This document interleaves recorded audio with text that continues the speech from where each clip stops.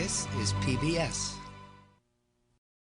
About Your House with Bob Yap was partially underwritten by the National Trust for Historic Preservation. In past places and future spaces, from main streets to back roads, we're helping Americans bring preservation home. The National Trust for Historic Preservation.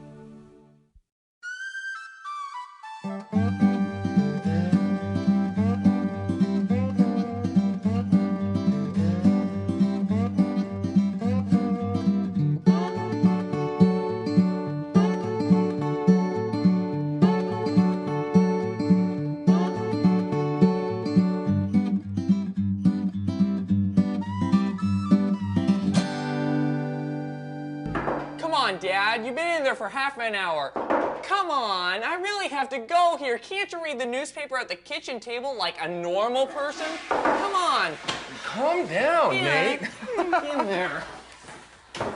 Goodness. Well, welcome to today's program. And you guessed it, it's about toilets. And yeah, I was in there reading my newspaper. I do it every morning for about 30 minutes, just like half of America. Well, maybe not half, but a lot of people. In fact, it's a great American tradition to sit on the toilet and think of great things. Well, how do you think Einstein thought of the theory of relativity? Well, he was sitting on the crapper, no question about it. And Newt Gingrich, how do you think he came up with a contract with America? Sitting on the toilet. Now, all kidding aside, it has been a place for a lot of people to sit and contemplate over the years. Now, today we're going to talk about how to repair toilets, the history of toilets. We're going to talk about what's out there today and those low flush toilets, which I really, really hate. But let's start off with, how did people, before we had toilets inside houses, how did people actually go to the bathroom? Let's find out.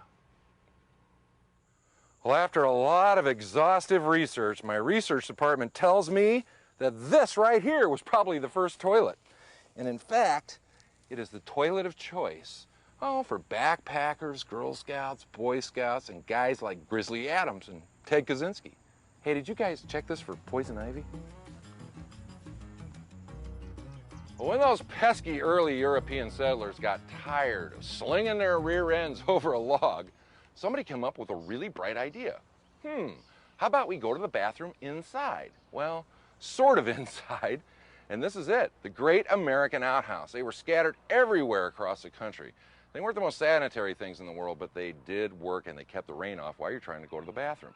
Now, it's kind of interesting because going to the bathroom inside dates way back. I'm talking the Sumerians in mid-4000 BC. In ancient Greece, in ancient Egypt, and in ancient India, people were going to the bathroom inside. We have all kinds of archaeological evidence for this. It's interesting. Now, what happens? Well, somehow we get back across the Atlantic and end up in England, where taking the toilet from outside to the inside originated. So where did the term, "I'm going to the crapper," come from? Well, this guy right here, this is Thomas Crapper. He was from England, and he did not, I repeat, did not invent the flush toilet. But he had a lot of really great patents that made it better, and he put flush toilets in all of King Edward VII's palaces all over England. Now, this advertisement for crapper is something that everybody saw when they came back from World War I, came back to the States and coined the term crapper. And here are a few early toilets in the States that kind of copied his. Neat stuff. So this bubbling cauldron of muck is the stuff that you flush down in your toilet. I know it's disgusting, but it is a fact. And from an environmental standpoint, in this day and age, they run it through, they sanitize it through these beds, they get it into drying beds, and it actually can make good fertilizer, although a lot of farmers don't seem to want it, or they take it out to the dump. Now, in the old days, at the beginning of the flush toilet, you'd flush your toilet and it would all run down and right into a stream, a river, or a creek. It wasn't sanitary at all. It was really kind of nasty. Well, here it is, the modern 1.6 gallon flush toilet. But how did we get to this point? Well, let's take a look at the history of the flush toilet.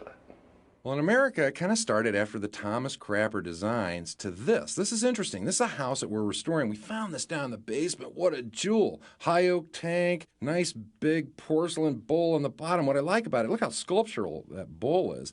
And the seat, well, it's kind of elongated. It's kind of funky looking. I'm not sure I'd go to the bathroom on it, but it's wood, oak seat. It's really kind of cool. And up at the tank, you see those beautiful brackets holding it up. Inside the tank is a copper lining so it won't leak. And what was really fun for us is that we took some stripper, stripped off a little part and found out it is white quarter sawn oak. What a beautiful piece of work. Aren't toilets great? I mean, look at this. This is another version of the oak high tank, old one that we looked at. Porcelain bowl up here, that's kind of another version. You know, it has a lot of different things going on in that one, but the simplicity of it is about the same. Now you've got a pipe coming down just like the oak one, the old one, except it's brass plated, and it comes all the way down here, and it makes this little loop into the toilet. And of course you have the reproduction old oak seat, because in fact, this baby is brand new. Now you can get this in two different versions. You can get the oak tank or the porcelain tank like this, and they're gonna run somewhere between $1,200 to $2,500 uninstalled. You're gonna have to get a plumber to install them too, and that costs you $200 or $300 to do that. But they're really kind of neat, and you know what? They make a great flushing sound. Are you ready for this? This is like music, unbelievable. Here we go. Oh, is that great? That's just beautiful, I love it. There's a little bathroom underneath the staircase that needs renovation. I mean, look at this 60s copper wallpaper. It's awful. But to the toilet here. They've taken the big high tanks and brought them down lower. Still has that little pipe down here that goes to the thing. But, you know, gravity, they figured out, it didn't have to be so high on the wall. It could come down lower and give it a sleeker look, right? Well, this one dates to about 1910, 1920, somewhere in that range. And then in the 60s, when they remodeled it, of course, they had to put a poodle on the toilet seat. But that's not why we're here. We want to hear the flush. Are you ready for this? Here we go. Oh, now that has a really sweet sound.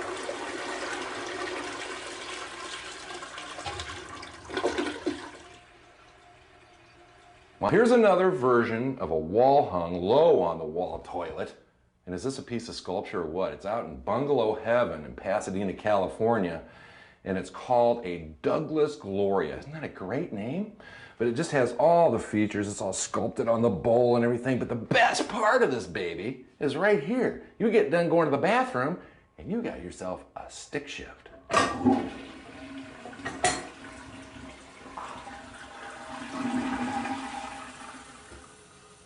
Well, now, toilet technology has really progressed since the early 1900s. To this 1950s toilet, it's got that deco front and the base is all deco, but the main difference here is that it's all one piece. Well, not really. It's two pieces, but now the bowl and the tank are connected right here. And that's a very big difference because remember, well, here's a couple of holes right here. There used to be a high tank on this one with the pipe coming down. It's all interconnected now. Now remember, the big high tanks and the really high ones on the wall and everything, they had 5, 6, 7 gallons to flush. I mean, you could get a tennis shoe down them, that's for sure. This one doesn't have as much water. It probably flushes okay. Well, in fact, let's take a listen to this one and see what you think. That's pretty wimpy. Do you think toilets can make music? Well, stick around because later in the show, we're going to find out whether they can. So what's up with toilets today? Let's go find out.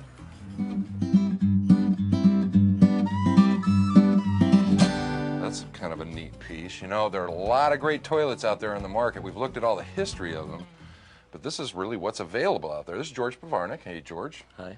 And George is with Snyder Diamond in Santa Monica, California. Let's just talk about these. Now, we don't have the standard tank here. It's all one piece, right? That's kind of something new. Is that an expensive kind of a thing? And what's the point? Relatively, it's much quieter.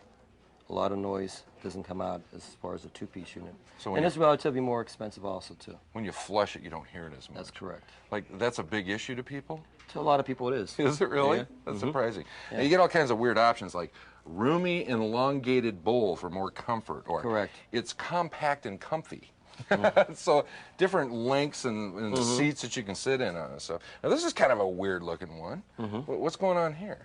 That's more of a European design. And basically you have a flush from the side. Yeah. Push. Go ahead, push that button. Let's see how. Yeah. Okay, I get it. All right. So is it quiet too? Yes. All right. Now, these molded tanks here are costing around what? The average starts about $300 up. Okay, now is this more expensive?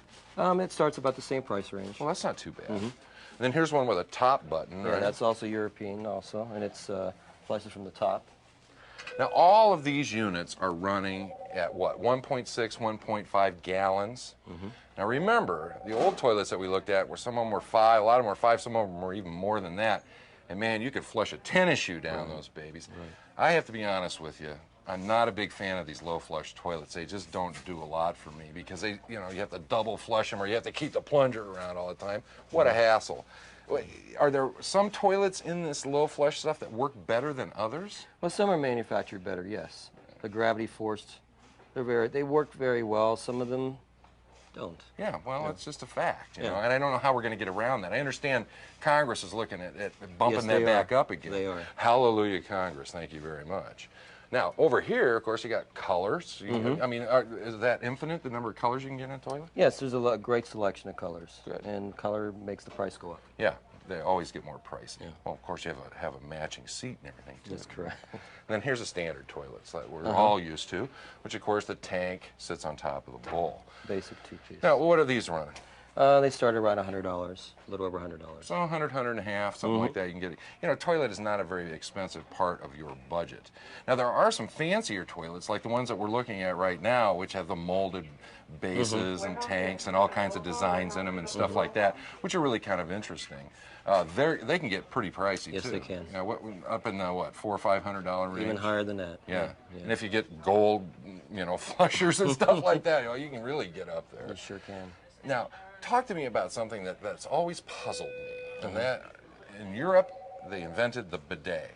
Now, do you sell a lot of bidets out here? Not a lot. Not a but lot? we do sell bidets. Yeah, on a Yes. pretty consistent basis. Basically higher-end master bathrooms, yes. Yeah. Well, we're looking at a bidet right now, but we're also looking at a seat that can be converted to a regular toilet, That's correct. act as a bidet. And you were mentioning that, in fact, that's a really great thing for handicapped people. That is, yes, it is. And that's a really important part of it. So, and it makes a lot. If you stop and think about it, it makes sense. You know? And you can get them with dryers and Yes, heated heated seats, and right. you can get just about anything you want in a toilet.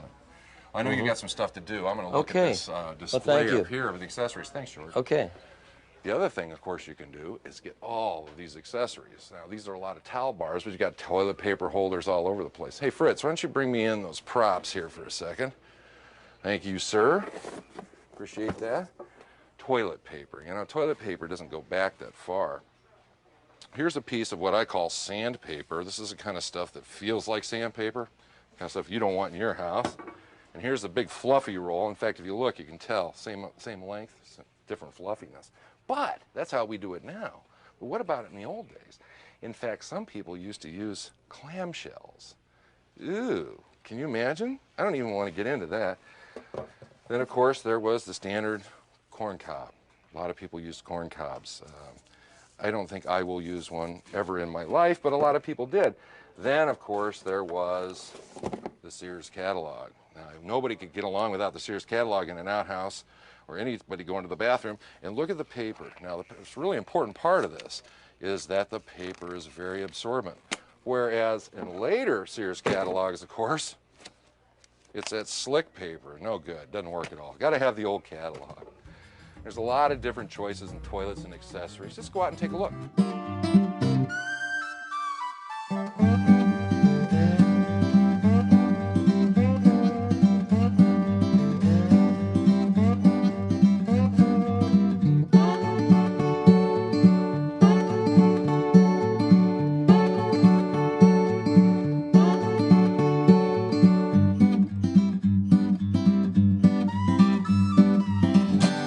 Well, you know what? You can replace your toilet with a brand new one if you want. We've seen all the different options. But I suggest, and for my money, the best thing to do is to just keep yours maintained.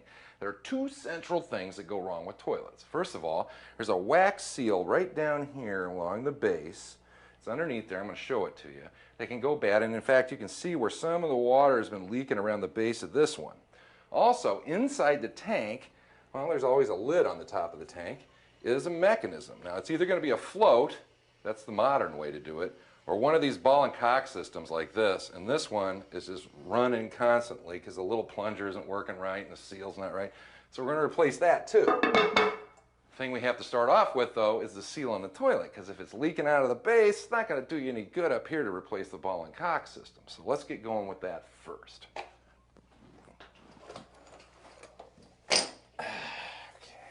Let me tell you, this is not a clean job. Now look, you need a plastic bucket to start off with, and you need a cup because you're going to be bailing water out, and that's going to be fun. Need a couple pairs of channel locks. That's an adjustable plier. Just goes back and forth like that. That's to get your nuts off and your water line and all that stuff. And you have to have the wax seal. Now, you can buy these up at the hardware store. They're less than $5. They're no big deal to buy. It's the big deal putting them in. They also come with new bolts and washers, which I'll show you here in just a second. All this stuff. Now, first thing you have to do, of course, is turn off the water, or you'll be spraying all over yourself. And you just turn off the valve. Now, underneath this toilet was this plumber's putty, which is kind of weird. I didn't know what to make of it. But the fact is, we're going to find out later for sure. Now, these are porcelain caps that go over the nuts. They're kind of neat. What happens is the old plumber's putty gets really hard around that nut, and you got to break it off. Now, this nut's either going to come off great or it's going to bust later on. We'll find out. But there's something else you have to do first. This is the best part. Flush the toilet, and then we get to bail. Isn't this great? You get to stick your hand down in toilet water. What a lot of fun, huh? You get it down as far as you can with the cup, and then you got to get a rag in there and soak it up. So you really don't want any water in, because if you do, when you take the toilet tank off and pull it all up, it's going to go all over the floor. Now wring them out and get into the tank here. You bail there as well. And once you get as much as you can with the cup, go back in with the rags and soak up what's there. Just makes good sense. That way you're not making a big mess when we pull the toilet up. Then, of course, disconnect the water pipe from the tank. Very important. Now watch, we're not going to get a lot of water, just a few drips, and that's it, right into the bucket. Now we take off the nut. And sometimes this works great, and sometimes it doesn't. Sometimes it doesn't work at all. We busted the nut off right there. But remember, the wax seal comes with new bolts and new nuts, so we should be in pretty good shape. Next step is to rock the toilet, get it going, and then you have to find a place to grip onto this bit. Look at this. This is tough. And lift it off. Yeah, I tell you. This is hard work. Whew. Comes off fine. Look at the gunk on here. There's that old plumber's putty. There was a gap under the toilet, and they were trying to fill it in. And they really didn't need to do it this way, but they did. But the key here is getting the flange cleaned off very well, because if you don't, you're going to have a problem later. Stuff the hole with a rag so all this gunk doesn't get down in there while you're working on it. And just start scraping it off. Now we're trying to get that old broken off nut out. Here it comes. See the little flange on the bottom? Well, I'll show you what that means in a little bit. Look at this stuff. Is that ugly? Ugh. Take a putty knife and scrape any of the residue you can off the floor, because remember, when we put the toilet down, we want a nice, clean seal. Use a vac, shop vac, or whatever you have to get all the gunk off and wash it all down so it's that nice, clean seal that you want. See how this is work, folks. Pat would love it. Now, take a look at the new bolt. It has a flange on the bottom. It goes into the slot, and then it turns so it catches. Now, the old one is a certain height. You've got to make the new one. So you thread the nut down on the new bolt, down below the point of the height of the old one. Then take a pair of these wire cutters and just start scoring it around the bolt. Now, once you do this, the nice thing is you can take a pair of those channel locks and just bust it off right there. Remember, the nut's still on it. And then the next step is to thread the nut off. That'll clean up the thread so you can put it back on later. All makes sense. It's all just a matter of following the steps, step by step. It works out pretty well. Now, putting on the wax ring. That's the next big step.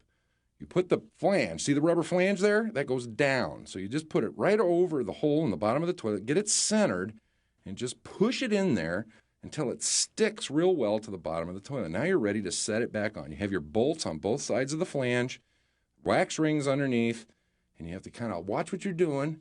You get it centered over the hole and over the bolts, and just set it down, and then you get to push it and rock it again. You see how? You got to push that wax seal down. The bolts come up through the bottom lip of that toilet, through the porcelain, and get it down tight, because if you don't, then it's going to rock when you're sitting on it. All right, there's a little washer that you use. It comes with the wax seal and the nut. Just tighten that nut down a little bit on each side, and then you're ready to put your porcelain cap back on. Now, put a little plumber's putty in there. That's cheap. You can buy that up at the hardware store as well. And just slip it down on there and just compress it down.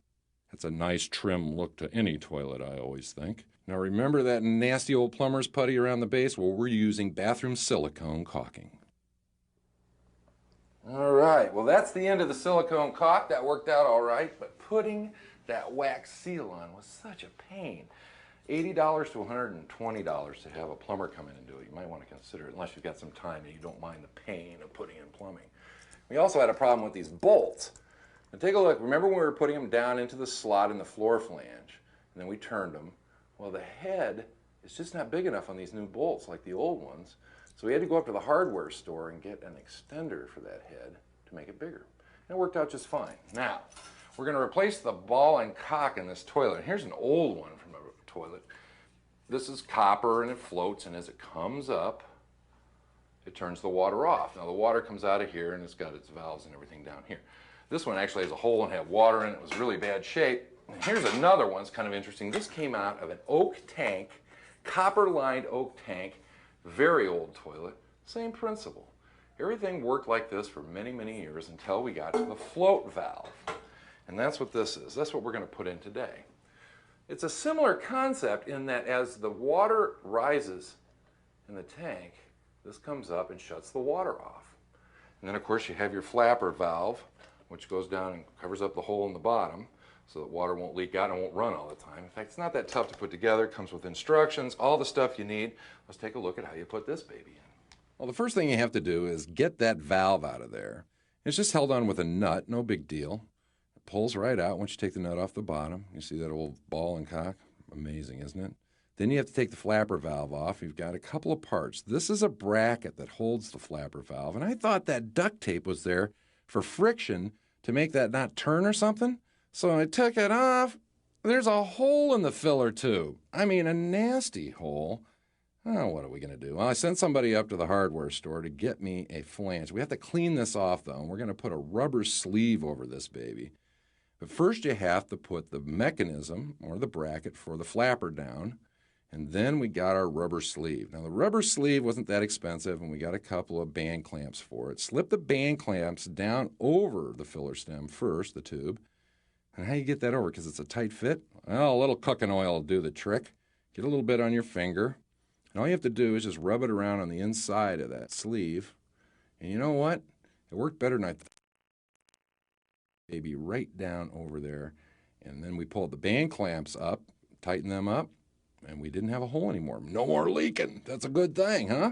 Well, I thought it was a good thing. Now, the top of this valve can't be any higher than the top of the filler tube. And the valve is actually adjustable at the bottom. You just turn it to whatever height you want it to be. Works out nicely. But before you install the valve and float, you have to take a look at the parts. Now, here's the nut that slides on the bottom, just threads up there, and then you have a couple of washers you have to put on there before you put it in. Also, you have the little water stem and the hose, which you're going to have to cut to length. I'll show you that in just a second. Now, once you have the washers on there and you get your nut and everything going, you're going to be putting it in. And you see that washer down there? Now, snug that nut up, but not too tight, just so it's nice and snug.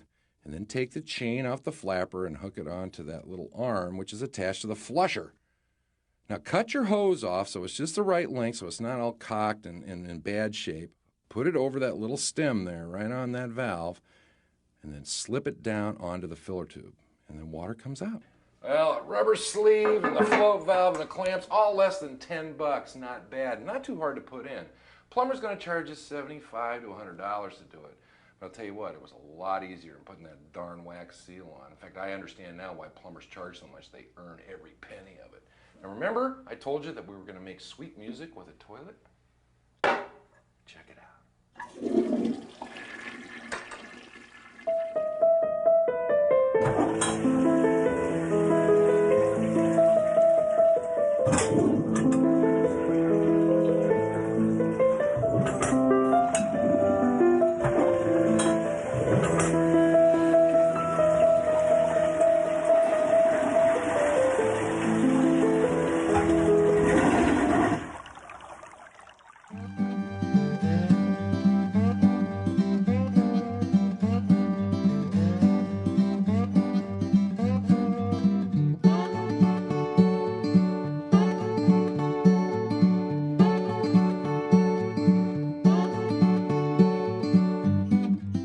Well, it's the end of the show, and I have to go. I know, that's pretty bad, but the fact is I have my Sears catalog right here, and I'm going to give this old outhouse a whirl. Thanks for spending some time with me today. Until next time, I'm Bob Yap, about your house.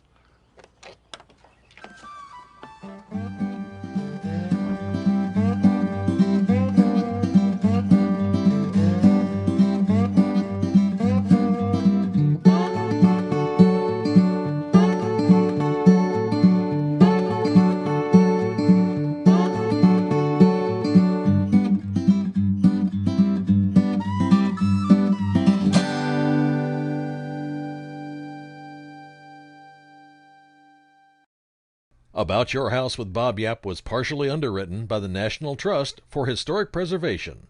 In past places and future spaces, from main streets to back roads, we're helping Americans bring preservation home. The National Trust for Historic Preservation.